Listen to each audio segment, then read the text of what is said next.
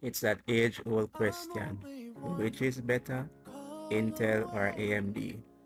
Personally, I have been an Intel fan since the days of HP, and I still like Intel. In fact, I have an Intel PC right now that I'm using to record this video. If you take a look at my task manager, you'll see that my computer hasn't been busy at all. If you look at the features of this processor, you can see why. Apart from being a very good multitasker, it handles games well. Let's look at AMD. The AMD that I have is a 6-core processor, and it's also very fast. Take a look at my task manager again and you'll see that it's barely doing anything.